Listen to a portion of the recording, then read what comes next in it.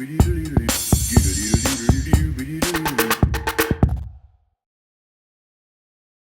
everybody, just a quick intro. Today's Alan Moore's birthday. Rob sent me a quick text. So enjoy. This is actually Thursday's episode, the deep dive episode. We're going to have it today in honor of arguably the greatest comic writer of all time, Alan Moore. And kind of a funny episode because basically my green screen falls down. My cat knocks over my green screen at one point, and then Rob's computer just stops working, and then he calls and he calls into my phone, and we finish through my phone. So we'll see how the audio is at the end of the show. So enjoy and see you soon. Awestruck Comics Podcast. All right, we're doing is deep dive. Deep dive. We've been trying to do this for 2 weeks, but it's life, man. It's a tough one. I'm exhausted. This is ridiculous. Yes, it is all those things. It's ridiculous. Anyway, this is Anything Goes. Anything Goes number 2, which was December. Let me pull up here. December 2000. December 1986. Which, to put it in context of when this came out, so this came out through Fantagraphics. No, Comics Journal, right? Comics Journal Publishing. But the weird thing about that is that I guess whoever owns what, just they own it. So there's like, I think 6 issues total of this anthology. The first one had Gil Kane's Savage, which was basically his Point Blank. This Parker. was a comic to help pay for their legal expenses because they were being sued by a writer for things that Gary Groth had said in an interview, I think. So the guy took it seriously. So this was a major. So this was help to fund that. So he reached out to all of his friends, all the Fantagraphic friends, Fantagraphic. And people turned in, and Alan Moore said, "Great, I will do 2 4-page stories for you." And in typical Alan Moore way, he goes, "Here's 8 pages of a story." So they reached out, and Don Simpson said he would draw it. They reached out to Don Simpson, and he turned it into 13 pages of story because Alan Moore's scripts are so dense. Sometimes they need a little room to breathe. And I hope that, Don Simpson, famous for Megaton Man, that's what we talked about in the news this week with the Megaton Man collection, which we started to talk about, and then we kind of left because we spiraled into other conversations. That's what happens. So he drew the story, and it ended up at Anything Goes number 2. Anything Goes number 2 is a fantastic comic that everyone should go out and get just to own this comic on paper. When we will come back around to this comic in the future with graphics and walk through it panel by panel. But this week we really want to talk about it and really this is a must-buy book because not only does it have an Alan Moore, one of his most well-known stories, especially outside of Marvel and DC, it's got other great things with it. And to start off with, it's got an incredible Frank Miller cover. And well, that's what I thought was interesting was that there's a couple things about it that I wanted to put it in context. If this came out in December 86, I tried to see where that was because 86 is kind of a pinnacle year. Because so when this was on stands, when this hit stands, according to Grand Comics Database, which sometimes it's not, it's usually pretty close. So The Dark Knight 4 was on stands because Dark Knight Returns wasn't called Dark Knight Returns. It wasn't called Batman either. It's called The Dark Knight. So when you look at the publications, The Dark Knight 4. Watchmen number 4 was on stands. So those were the peak books that were on stands. I just find that interesting and there's just so much inside of this book wise that's history, right? Because you have 3 pages of pinups, which is Jack Kirby doing his Captain Victory, which would have been out a year before through First. Who did Captain Victory? It wasn't Fantagraphics. That was Pacific, right? But he owns it, so he can put it over here. Yes, Lynn Varley did. So it's a Frank Miller cover, Lynn Varley colors, but even the cover is out there. The cover is crazy. The cover, so you have a Yojimbo, Lone Wolf and Cub without Cub, but then you have an Elektra, future Elektra was almost like a like a proto like Martha Washington, but it's done in like his like Electra Lives Again style. He's fighting ninjas. One of the ninjas has three claws, so it's like Wolverine. Then there's like little robots that are going across it, almost like Dark Knight Strikes Again robots from like 2001. Like, what's happening? You know what I mean? There's so much going on in this, and then it's like airbrushed Lynn Varley colors. Okay, you know what I mean? So I mean, even the colors. So the main story, the 14 page, it's because it's 14 pages, I think, right? The Alan Moore story it ends up being 13, 14. I think it might be 13. Um, but it's Don Simpson, and then it says Pete Poplawski, Yeah, he helped draw some of the cartoon characters. right? And then Mike Cazella. You know who that is? And I recognize his name right off. So Mike Cazella did he was the artist of the Ren and Stimpy comic that Dan Slott wrote and he did some Alf issues. He does so I recognize that. He's the colorist in this, does the coloring, which is pretty crazy. There's an interesting history of like this book being reprinted. Because one guy went to reprint it and it fell through. Another guy went to reprint it and fell through. This is with Don Simpson's permission because Don Simpson, I guess, owns this. And both these other two printings were with Alan Moore's permission. Somebody also went to do a collection of Alan Moore short stories, but did a real crappy job. Like Don Simpson had sent like files and he touched up the colors, and then these people were like just scanning the comic and putting it on glossy paper. Like this comic was printed on a 80s style Baxtery paper. Mm-hmm. Yeah. But you can't scan that comic and then print it on glossy paper. You gotta at the very least scan it and put it on paper of similar style. Mm-hmm. So it's a weird move. But the weirdest move, and Don Simpson actually kind of doesn't like this, but they did a book at one point for Alan Moore's 50th birthday called The Extraordinary Works of Alan Moore. Great book. It's interviews with him, unpublished comic strips, published comic strips, but in the middle is a really nice color section. Who did that cover? Was that a Sienkiewicz cover, or was that Jose? It looks Sienkiewicz-y. This is the sign. The hardcover is signed, and this came out after the trade. The trade soft cover was actually first. George Corey, who did a lot of work with Tomorrow's, put it out. He did the Komodo book, the book all about Miracle Man and how that wasn't published. Front cover by Dave McKean. Okay. And what I did with my own personal copy is I got it signed by everyone who's ever worked with Alan Moore. Oh my God, look at that. Jesus Christ. So you got Gene Ha, Paul Johnson, Mark Buckingham, Eddie Campbell, Rick Veitch, Gibbons, Platt, Alan Davis, Don Simpson. You're just going to skip Dave Gibbons. You're like, Gibbons, Oh, yeah, Dave Gibbons, not anyone important. So you have basically a Watchmen team there. Almost everyone I've met so far. Rick Veitch, Toddlebin, Sienkiewicz. Even like Brandon Peterson, people who were doing short stories with him, Art Adams, Jose Villaruba, super nice guy. Eddie Campbell, like I said. Like this is one of the few people I haven't met yet. Obviously, Rob Liefeld. I haven't met Steve Bissett yet. Steve Bissett's one of the people I really want to meet.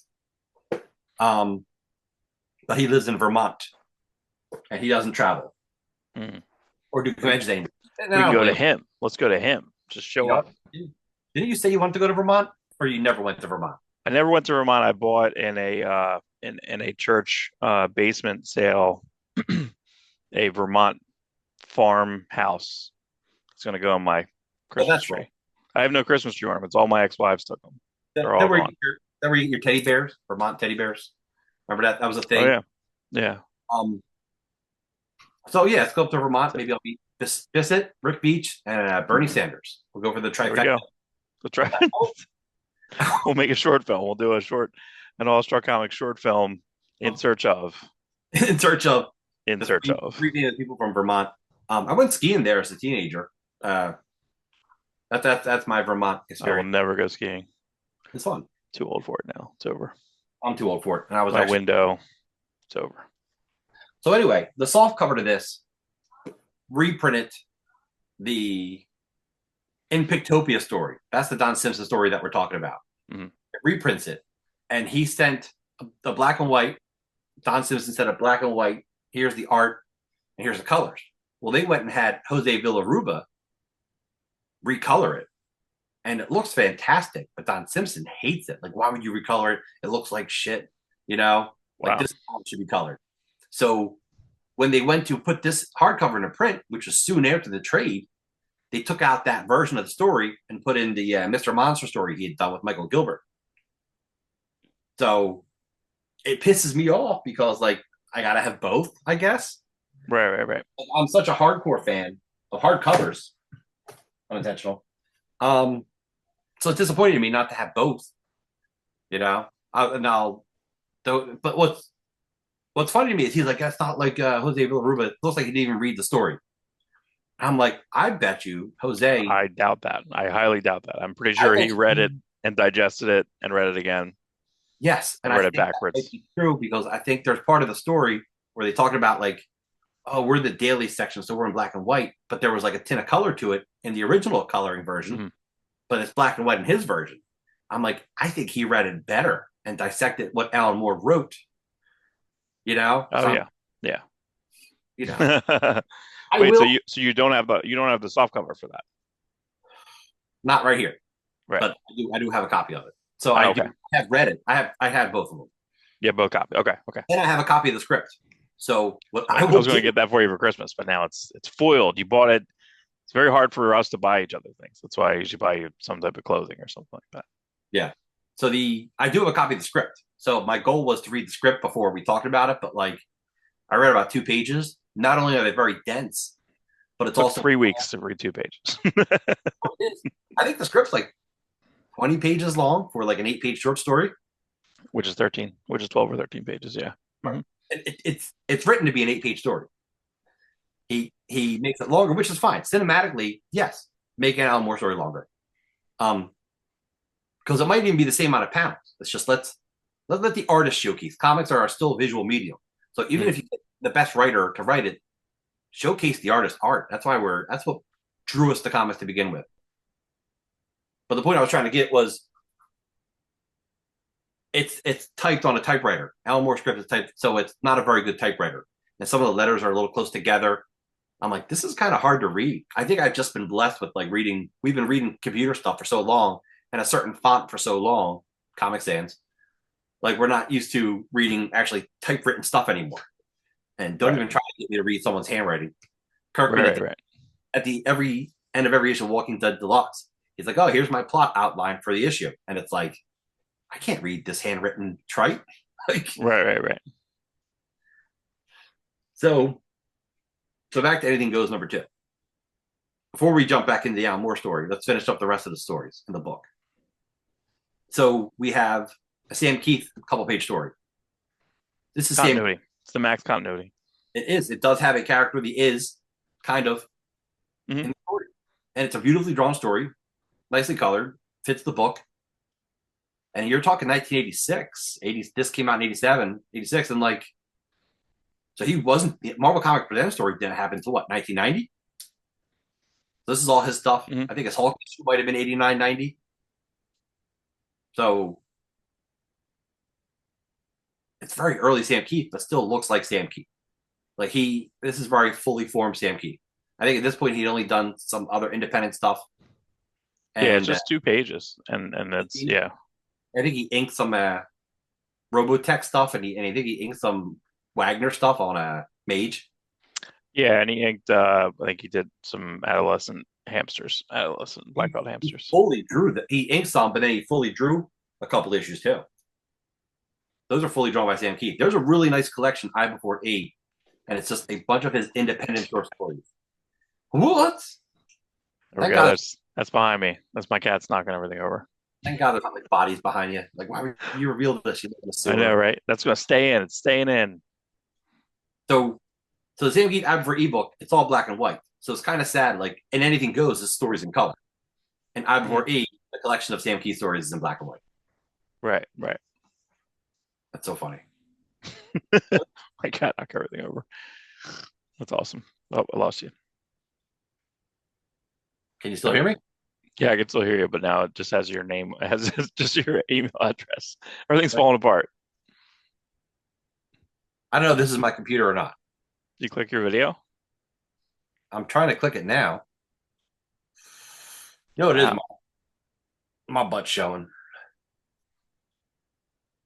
That's the computer already. All right. Can it won't let me start video. Not maybe. Hmm? Guess what? Doesn't matter. Doesn't matter. We're doing it. You're going to ride it through. Ride it through, man. Anything goes. Anything goes, number two. I think it's fine. My computer is super old. In fact, you're even frozen right now, so it could just be my computer. Wow. It could be. I don't even know what's going on with my computer. Hmm. This is it. That's it. You said it on the first show. You're like, I don't know how long my computer's going to last. Well, if it as long as you still hear me, we'll still go. The Zoom app seems to be still working. I guess I'm talking on the Zoom app, not on mine. I have no idea. But if it cuts off, just we'll just make this part one and we'll finish it up. I'll cut it. I'll We'll wait just cut for it. I'll just cut it and then cut it back in. Okay, we lost Rob's video, but we're doing our best. We lost the background. My cat knocked the background off. My green screen is off, and no. So okay, so here we go. So we were talking about the other stories in this, which was you have an Art Spiegelman story, Walt Disney Lives, 2 pages. That is a great story. It feels like a combination of underground comics and like the best of Mad style comics of the 50s. Well, I I mean, wonder if this is true. I mean, it says that I don't know if it's real or not. It says this underground science fiction story was drawn in 1972, weeks before Watergate, when 1982 was the future. So I don't know if I believe. So it's saying that this came out in 1986, but this is saying it was drawn in 72. Or were they just acting like it was drawn in 72? You know what I mean? I don't know. I don't know. I don't know. It was Art Spiegelman. He's not a reliable narrator. Uh, and then you have a Chrysalis story with I guess it was maybe this was a song, lyrics by Drac Cronin and art by Dennis Fujitaki, which also looks really wonderful. And Fujitaki drew Dalgota for a long time. So the one thing that this book does do is whatever is being created. So wait, you're calling me? Oh, am I still recording? Are you still recording? My computer just totally crashed. Oh wow! Oh my God, I am still recording. We can just record through with you on speakerphone. I'm sure this sounds. Do we just have to do this? Anything goes like at a different time. It's just like the world is just caving in on itself right now. I don't know. Maybe.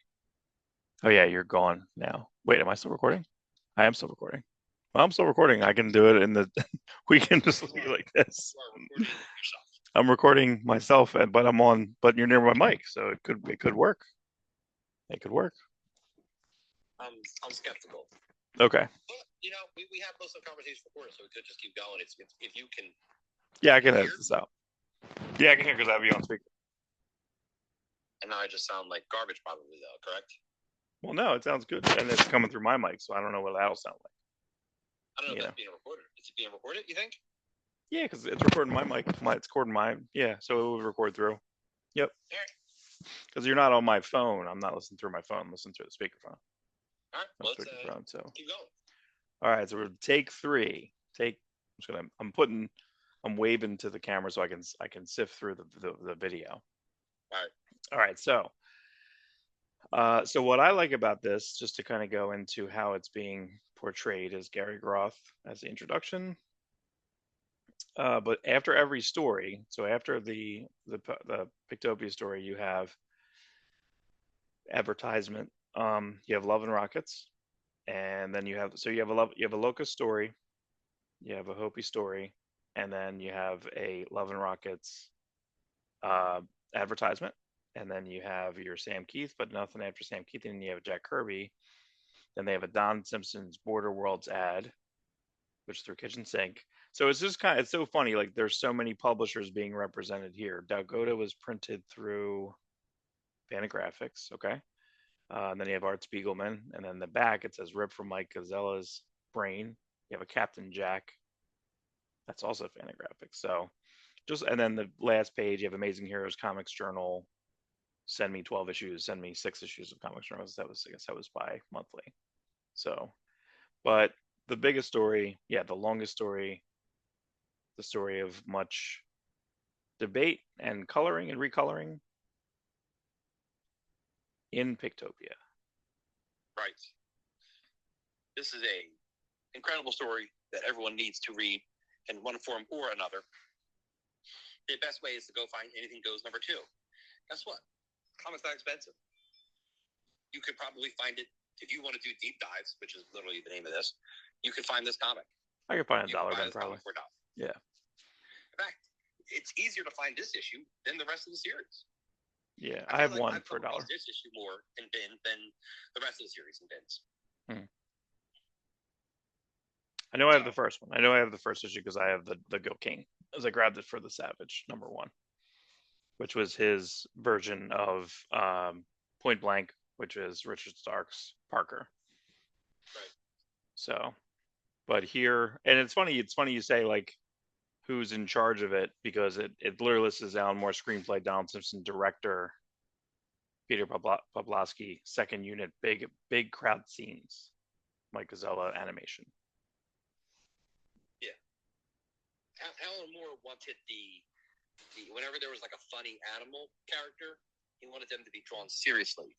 Like if you had Mickey Mouse in it, say, the outline would look cartoon Mickey Mouse, but his face would look like a real rat, added like anthropomorphically, So that's something he wanted to do, and it doesn't quite come across in the crowd scenes as good as it probably could have, but it's still good.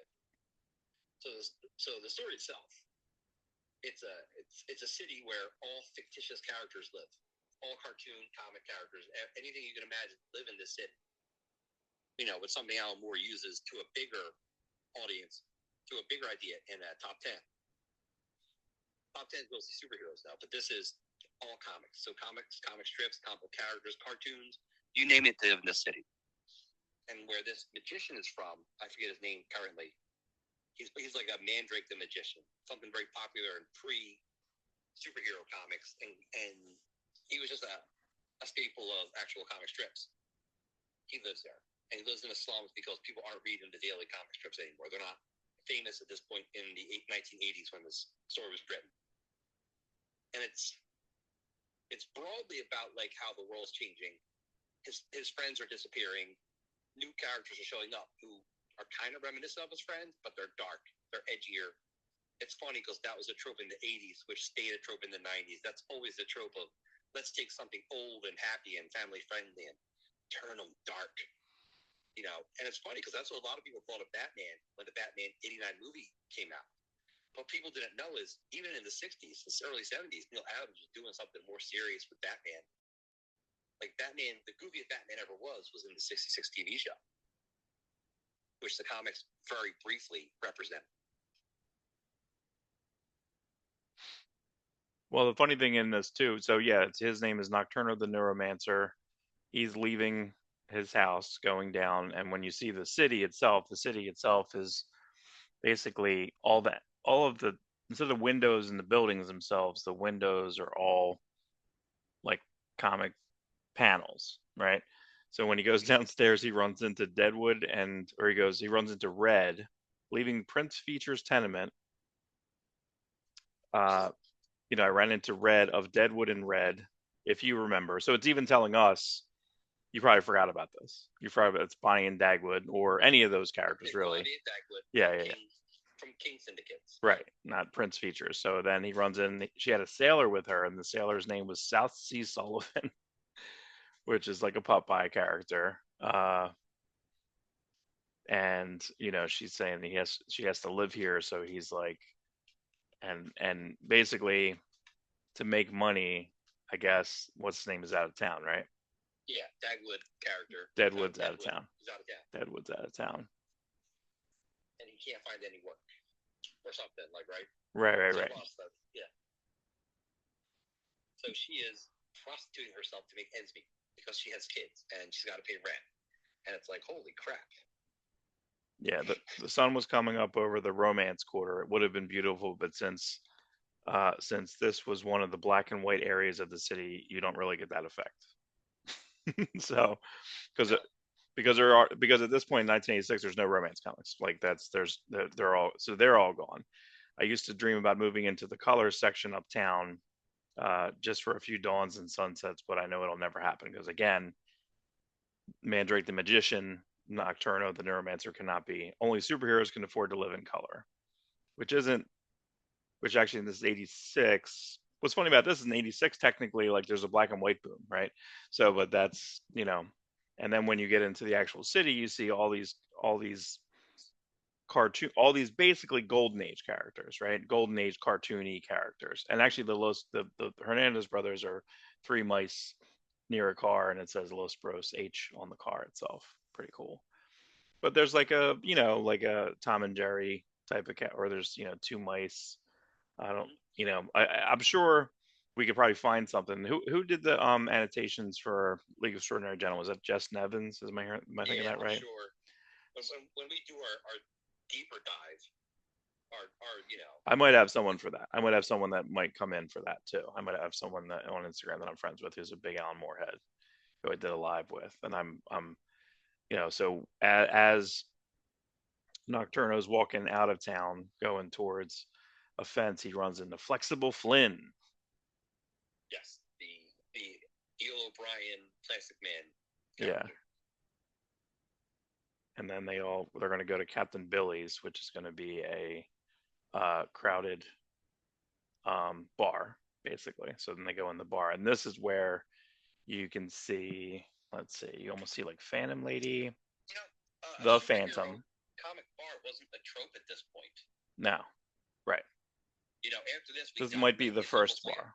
Correct. This might be the first bar. That's almost, I can't see if that's a Rorschach, but there's almost like there's like a, oh man, they're all Golden Age characters. So like you have a Yellow Kid in there. Yeah, there's a ton. Again, I'm missing a ton of them. Like the Cats and Jammer Kids, or Crazy right. Ignats, or there's a lot of really interesting. Before I was into comic books, I was into parody magazines, but I was also really into comic strips. So I knew a lot of this stuff from that. And one of my early Mad magazines was an all comic strip issue, which is just one of the best super specials you could possibly get. Because not only is it great parodies of all these comic strips, but it's also a history lesson. Mm-hmm. What better way to learn than through parody? No, that's how I learned the Marvel Universe. I learned the Marvel Universe through Peter Porker, the Spectacular Spider-Ham. I learned backwards. And then followed up by What the, which made me buy Brand Eck. It's like... Right. We're crazy. Yes. But yeah, so then you go out, and then there's a dog man. It was an old man, dog man from Funnytown, and the people were torturing him, and everyone torturing him. All you see, and this actually is what spawned. What's the Dave Sim Spawn issue? Number 10.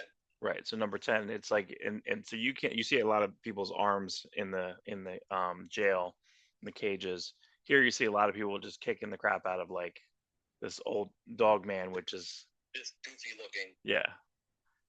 And because they heal. Right. But the pain still hurts. And so like you don't mind getting hurt to make a couple bucks. And they're called they're called funnies. Mutilate a funny, and seconds later it's healed completely. Often they let you disfigure them just for $1.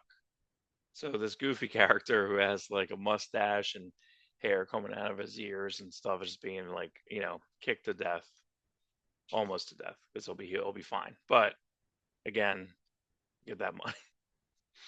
And then and then they have a Gaddafi who they call Gaddafi. It's they have it on TV. Let's see.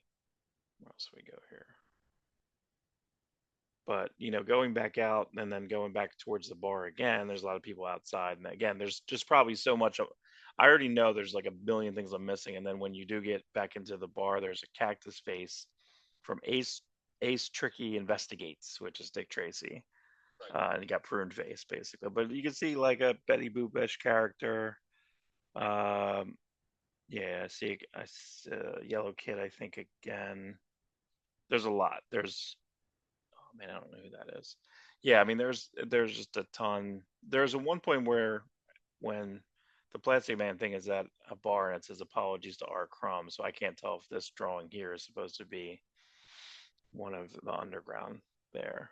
So, but then on the other side of the bar are all the colored being like color characters. Everyone else is in this muted purple or tone, like a weird. Yeah, and then so this is all very very colorful, and that was Flynn, and you think that he's about to talk again to his friend who is basically the Eel O'Brien, and it's not. The costumes looks familiar, but slight modifications. The visor looked more sinister. His face is built. They were more more realistic. I guess it wasn't Flynn. It was Flynn's replacement. Right. So. Now, what's hilarious about that picture is the mouth looks like a Liefeld mouth. Yeah. This is several years before Liefeld. Obviously, it's several years before he got big in comics, but like a solid year or two before he even broke into comics. So it's just a sheer coincidence that he draws a mouth and teeth looking like a Rob Liefeld drawing. And the character itself was like a caricature of what Liefeld would have done. Like it's it's just a weird bit of a coincidence, Like you could have made the same joke 5 years later, like, oh, this is Liefeld taking over, this book, and this is what it'll look like. And that's what this comic strip is. It's weird. It's like a pre-trope. Well, I guess, yeah, and I guess the strange irony is that the people that are most responsible for this, like, dirtying up everything and Stark different is Alan Moore doing the Charlton characters.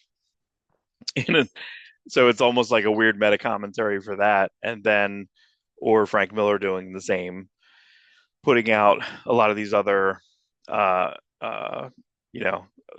superhero. You're putting them all to bed. You're replacing everything, literally saying that.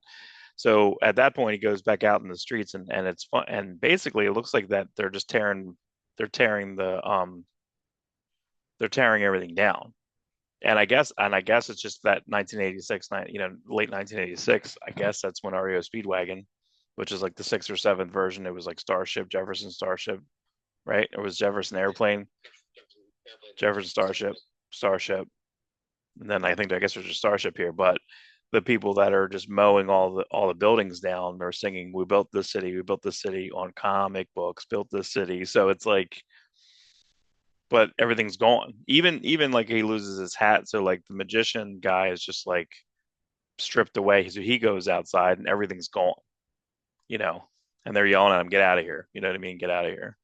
And then this is the best line. I think this is my favorite line of the thing. It says, take my advice, buddy, and keep out of it. This city's changing and some things just don't fit the continuity no more. That's the best. That's the best line. So yeah, this is one of the coolest, again, real, but what I find, I mean, thinking about it now, is that how many times after this does Alan Moore pull back to like dead genre? America's Best Comics are not necessarily dead. Well, sort of. I mean, so Tomorrow Stories is like, that's probably the closest to like a Golden Age magazine. All the different type of characters. You got a Boy Genius character. You got a Spielberg character. You got a Plastic Man character. You got a. Yeah, well, Melinda Gebby's character is that's very Golden Age drawing. Like that's ridiculous. Yeah, it's very much like a Phantom Lady. Yeah, yeah. So it's funny, like he's complaining about this as this is a sign of the times. You were the biggest contributor to destroy these whole lines, and maybe he feels, yeah, right. Like what he was doing is what he was doing, not thinking that the whole comics industry would copy him and Frank Miller. Right. Right. One of the craziest scenes is when he goes back, when the magician goes back into his apartment complex. He goes to see Red, and like I guess she's being arrested for being a prostitute by like a Judge Dredd type character, you know. And then like he's like, "Why are you here?" He's like, "Oh, I was just checking in." And he says something like, "She knows why I was here." Like he was there to pay her. You know, he wanted to hire her to be a prostitute. Like it's just such a weird. It sat with me like, oh my God, you've known her for all these years. She's your neighbor. She's got kids. But once you find out she's a prostitute, you're like right there to like get a shot. You know? Right. Yeah. It's very creepy. Yeah, I didn't even really get that it was Judge Dredd. I didn't understand that at first. That's why I kind of like skimmed by it. She knew why I'd come to visit her. I'm not a brave man. Ugh. Oh Jesus. Oh yeah. Like, what if you knew someone your whole life, like a girl down the street, and then you find out like she's a prostitute, and you're like, it's just such a creepy idea. Hey man, we're South Jersey. It's probably not too far off. Then we probably know that. South Jersey, baby. I gotta hold back the story. There we go. Take it offline. We'll take that offline. Yeah. But yeah, just in general, like overall, like it's this time will never really be done. You know, we've talked on the previous news segments that, you know, reprints and how things are done, or creator rights, and why isn't this printed over here, or that they could print this, or why didn't, you know, Jim Lee print, you know, his issue of Savage Dragon, and that, like, you know, Larson would let him if he wanted to reprint it in the Wildcats Compendium, basically a grifter story anyway. You know, like then you have a book like this, which it's literally like 5 comics, 5 publishers, you know, and then the next issue, this whole series in general, next issue is Cerebus in the next issue with the Neil Adams cover, but it's a Dave Sim, which is crazy. Then you have a Turtles issue, which is continuity in Turtles, you know, of them going to a drive-in so they can watch Jim Cameron and the Aliens, because it's 1987. Awesome. You know what I mean? Like it's a silent story, it's a color story. Back then, can you imagine you're grabbing an issue of something that's you like Teenage Mutant Turtles, and all of a sudden this is a different publisher altogether? It might even be the first like color. It might be the first color turtle story, maybe. You know what I mean? So I mean that's what I mean is that there's so many things in here. Why is the Captain Victory stuff in here? It doesn't say who colors it, but it's Joe Sinnott inking all the pinups. There's 3 pinups. Okay, how'd that happen? Now that like what's the there's so much, there's more questions than answer on that. Who's on the cover? I don't know. It's not the Yojimbo. It's not you Lone Wolf and Cut. Like who is that? Who's the girl? Is that Elektra? Like I don't know. You know what I mean? Yeah, we don't know. There's no story in it. You know, like I'm looking, I'm like, is there a story for this thing? No. Okay. Well. Yeah. So there's a lot going on here. And that feels very, you know, again, that's just very, very underground. That's kind of how it worked. You know, we'll have to do like I recently grabbed a bunch of what is it called? What was I talking about? Star Reach. Yeah, Star Reach, which is like Dick Giordano. There's early Elric in there. There's Frank Brunner, Jakin. Just a anthology. It was like self-published by Star Reach Productions. 1975. It's like 12 issues, and I got 11 for $1 each. You know, crazy. But you know, I don't think we're ever going to really see this. And you know, right now everything is IP. Everything can't be printed here, or I don't know. I think that there's been more and more commentary similar to this. Not this good, you know, but this is literally talking about like the death of the golden age to a certain level. Right. Definitely the death of the comic strip. Comic strip. Mm-hmm. Yeah. Which when you think about, comic strips are the biggest thing. Like you would become a millionaire just if you had a good comic strip. A millionaire in the 40s, which means you're like a billionaire today almost. Like these guys were making, not that's exaggeration, but these guys were making so much money. The one, I forget who it was, like built himself a castle just because he was a popular comic strip artist. It's a Hal Foster. In America. Maybe. I just wanted Prince Valiant, but no, that might be right. Well, that's what Kirby wanted. Kirby wanted when he was doing like the Captain Storm, like when he was trying the Captain Star, like he was trying to do that Space Rangers, and he would kept trying. He's like, let me sell this. If I sell this, I'm good. If I sell this, I'm good. The advent of the comic industry, Superman was, they were trying to get comic strip made. That's where the money was. That's where the fame was. That's where you were highly thought of. if you were a comic strip illustrator. You know, if you drew comic books, you were shit. Right. Yeah, that was what every what did Stanley said he did? He was a novelist. He just like would like he would name something else. He wouldn't say it if he was at parties. He was at social functions. He would talk around it, you know, because that's just kind of how it was. You know, you weren't happy to be. And now it's on T-shirts. Now it's in Walmart. You know, now it's everywhere. You know, like it's just. But here, and it's just funny to me when I'm reading this, and again, you know my opinion. I'm always up and down. You know, you and Keith, the guy I was talking about earlier, the spinner rack on Instagram. I just feel like everything Alan Moore has done, he's made like one character. I feel like every character he's made is archetypes, and I understand he's smart about all of it, but like I'm just like everything is Tom Strong is this archetype. You know, he's more famous for his archetypes. Yeah. Than his original stuff.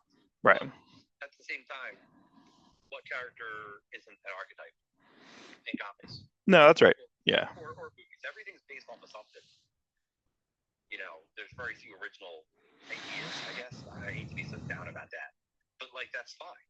I don't mind seeing a take on a new character. Or I don't mind seeing a new idea, you know, mixing ideas, mixing characters, changing stuff around. That's what keeps it interesting.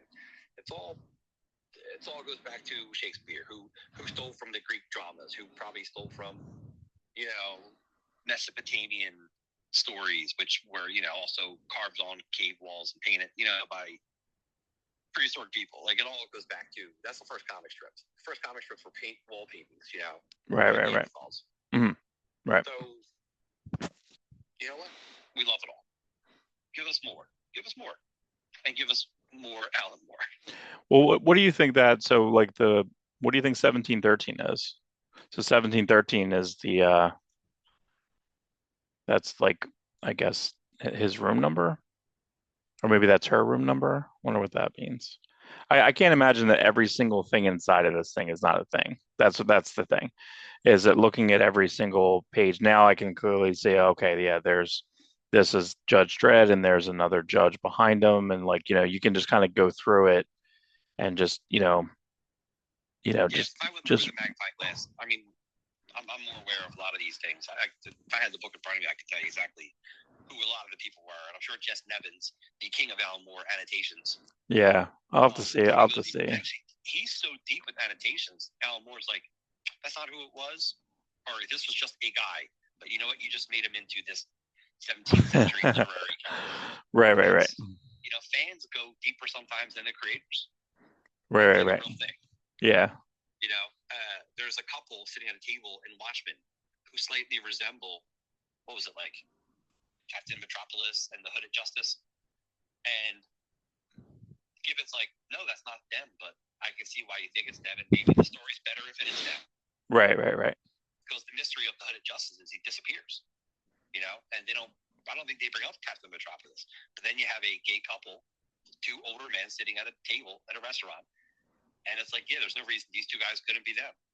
And I think it's not officially canon, but it's definitely fan canon. Now, did you ever read Border Worlds? Did you ever get into any of that? I never. No, I want to. Like, Don Simpson's an interesting creator, and he's someone who I would read his Border Worlds, and I do want to read all this Megaton. I've read a decent chunk of it, but not all of it. So that Fantagraphics collection might be something I look into. Yeah. Bizarre World stuff is really good too.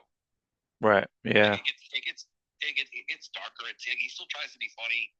I know it's a little more adult. There's a lot more adult stuff in it.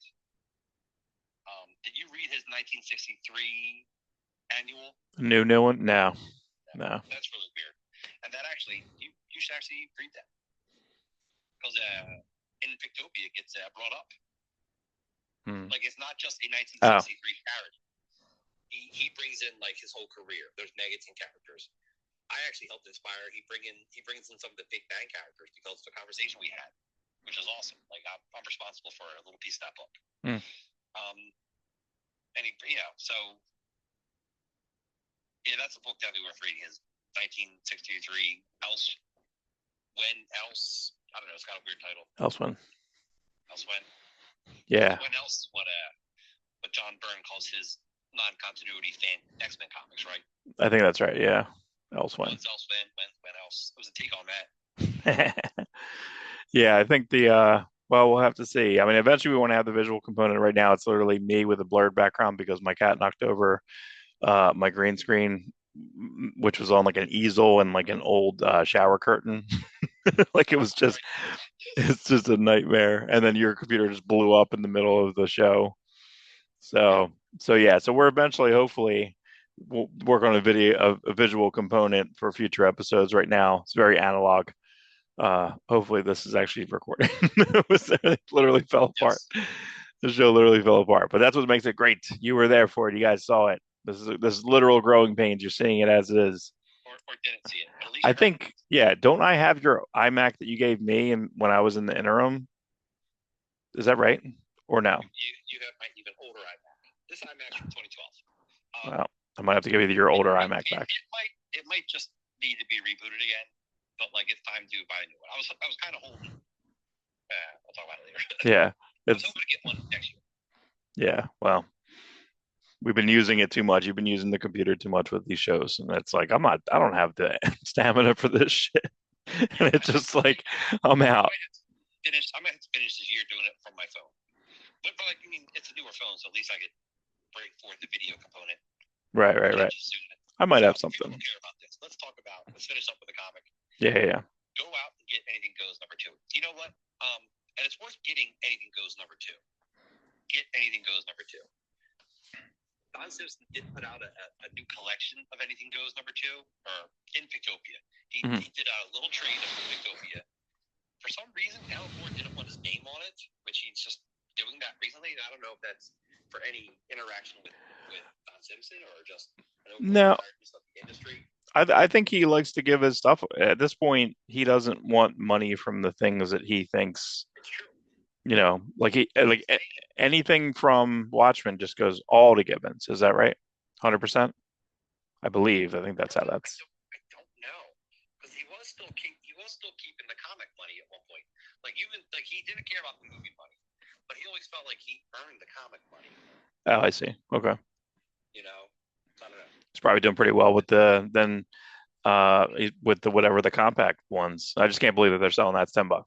You can get Watchmen $10. It's just crazy. That's like really 13 or 14 issues worth of comics. I know it's 12 Yeah. issues, but you're talking 32 pages, full comic, backup. With backups, yeah. Material, Mm. You know. Yeah, I'll have to go look at those. I'm not too far from Barnes and Noble. So he did collect it. Doesn't have Alan Moore's name on it, which is a shame, because I don't know if you look that book up on Amazon.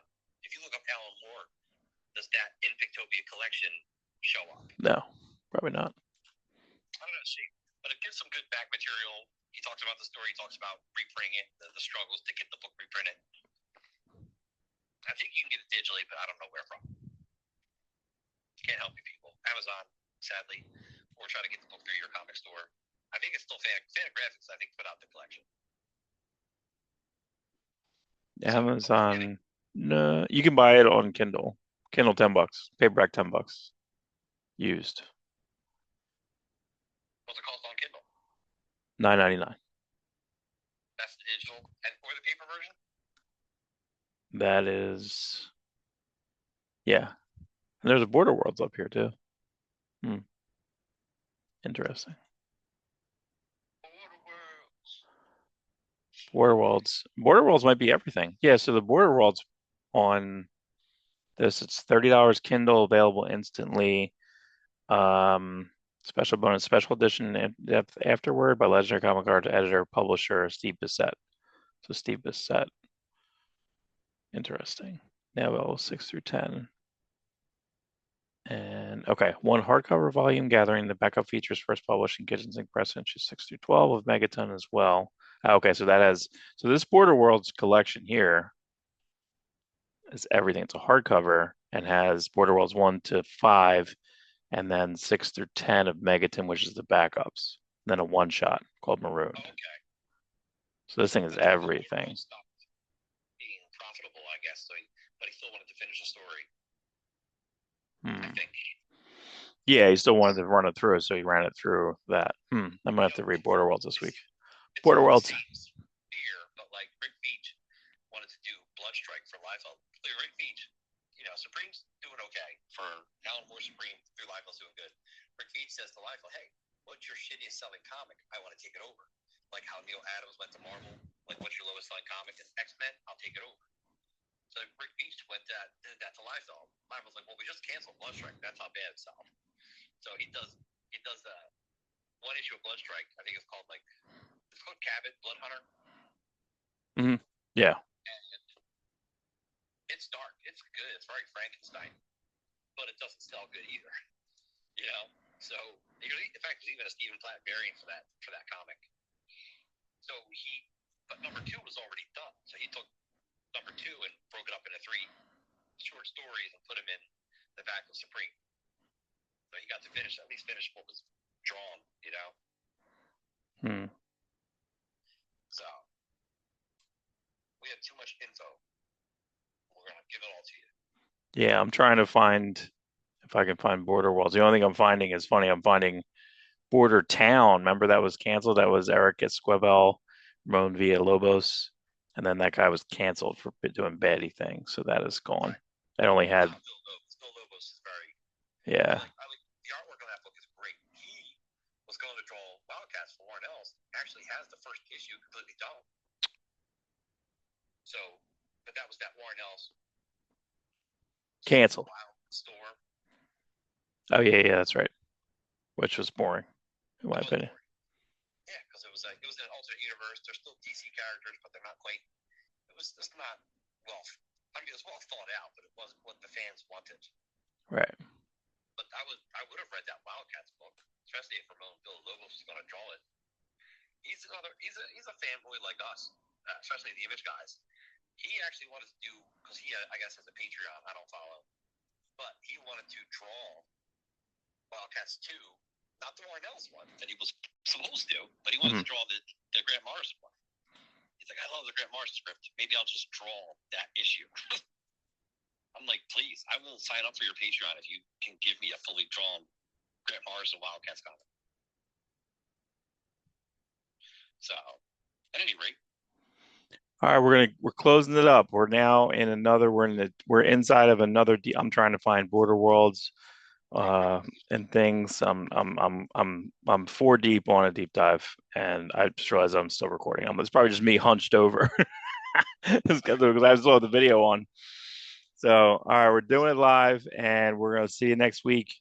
We got news, reviews, and all that stuff next week. So we'll try to keep to the Sunday, Tuesday, Thursday schedule. So that's it. Doing it live. Everyone take care. All right. See you.